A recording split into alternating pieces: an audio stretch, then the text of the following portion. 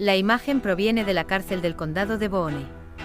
En ella se muestra a Kurt Andersen, quien enfrenta cargos por homicidio involuntario tras haber realizado el disparo que terminó con la vida de Ríos Pérez.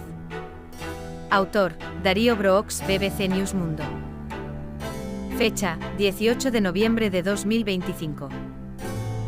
En Estados Unidos hay diversas leyes que controlan la posesión y el uso de armas. Una de las más relevantes se fundamenta en un concepto originado en el siglo XVII, según el cual la vivienda de una persona se considera un castillo, que no debe ser invadido.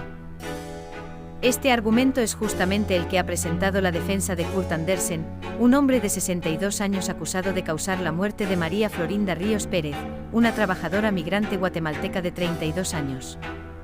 El 5 de noviembre, Ríos Pérez, madre de 4 hijos, fue baleada en la entrada de la vivienda de Andersen, ubicada en Indiana, después de llegar al lugar por equivocación creyendo que se trataba de la casa donde debía realizar trabajos de limpieza. Cabe destacar que Indiana posee una de las leyes sobre armas más flexibles de todo Estados Unidos. En cuanto al uso de la fuerza letal basado en la legítima defensa, la cual ampara una vieja teoría del derecho inglés conocida como doctrina del castillo, mientras que la Fiscalía ha informado que presentó cargos de homicidio involuntario contra Andersen. Su defensa ya anunció que recurrirán al principio de legítima defensa basado en las leyes del Estado que se inspiran en la doctrina del castillo. La muerte de María Florinda Ríos Pérez de Velázquez es una terrible tragedia que nos parte el corazón a todos los involucrados. Y aunque nos decepciona que la Fiscalía del Condado de Boone haya decidido presentar cargos penales contra el señor Kurt Andersen, espero poder demostrar ante el tribunal que sus acciones estaban plenamente justificadas por la disposición de la doctrina del castillo de la Ley de Defensa Propia de Indiana, dijo el abogado Guy Relford en un comunicado. Pero para evitar la condena de su cliente, tendrá que probar que los límites de ese derecho no fueron superados. Fuente de la imagen, CBS Piede. Foto: la familia de María Florinda Ríos Pérez exige a las autoridades estadounidenses justicia. La adopción de la doctrina del castillo. Desde hace varias décadas, las legislaciones estatales de Estados Unidos comenzaron a ser más permisivas sobre el uso letal de la fuerza cuando se actúa en defensa propia, como explica a BBC Mundo la profesora Caroline Light, de la Universidad de Harvard. Indiana es, sin duda, uno de los estados más permisivos en materia de legítima defensa letal.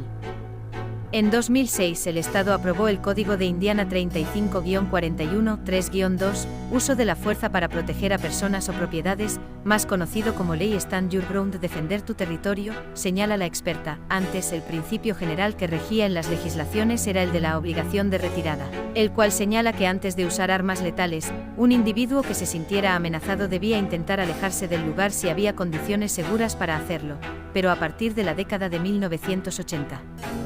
Las leyes viraron hacia la doctrina del castillo, con la que una persona no estaba obligada a seguir el principio de retirada si se encontraba en el interior de su propiedad, incluso si tiene opciones para protegerse del peligro exterior. La doctrina tiene sus orígenes en el derecho consuetudinario inglés de la década de 1620, que marcaba como principio que la casa de una persona es su castillo, y nadie debería sentirse inseguro en su propio hogar. En la actualidad, 38 estados han adoptado alguna versión de la ley de defensa propia, señala Light, quien es autora del libro Stand Your Ground, A History of America's Law Affair with Lethal Self-Defense, Defiende tu territorio, una historia del amor de Estados Unidos por la autodefensa letal, pero incluso en este estado tradicionalmente conservador, invocar la doctrina del castillo implica demostrar que se actuó bajo ciertas condiciones. Fuente de la imagen, Getty Images. Pie de foto, la legítima defensa está amparada en la mayoría de los estados de Estados Unidos, bajo ciertas condiciones. 4 condiciones de legítima defensa en Indiana y otros estados de Estados Unidos. Nadie puede alegar legítima defensa siendo el agresor o incitador de la violencia. En cambio, la legislación común indica que quien la invoca debe probar 4 supuestos: que actuó en legítima defensa y no inició la violencia, que tenía motivos razonables para creer que estaba siendo amenazado, que esa amenaza implicaba sufrir daños corporales graves e inminentes, que la fuerza que usó fue proporcional a la fuerza con la que se le amenazó. Indiana además plantea que el acusado demuestre que estaba en un sitio donde tenía dominio legal, como su casa, pero también su vehículo o incluso en su espacio de trabajo. Según los expertos, en un juicio se ha de evaluar si es razonable la creencia de un acusado de que estaba bajo amenaza, o de si el presunto agresor tenía un arma o podía esconder una. También si la complexión física del presunto agresor era amenazante o si la amenaza le implicaba sufrir daños graves.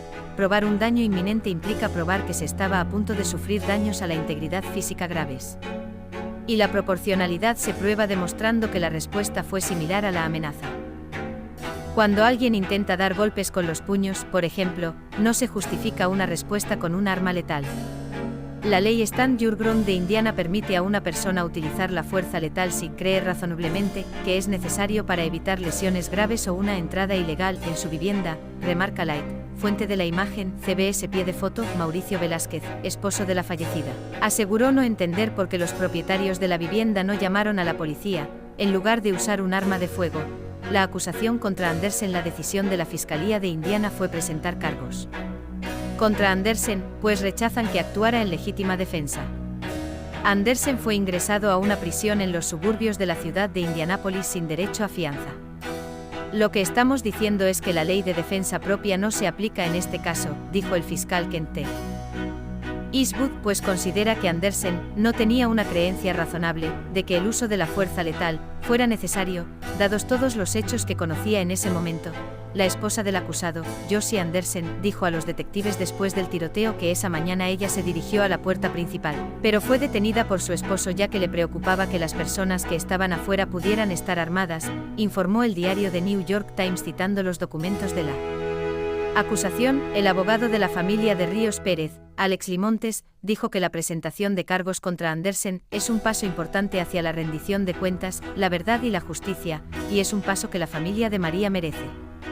La confusión presuntamente se dio porque la mujer intentó usar una llave que le dieron para ingresar al domicilio donde realizaría limpieza, pero no era la casa indicada, sino la de Andersen.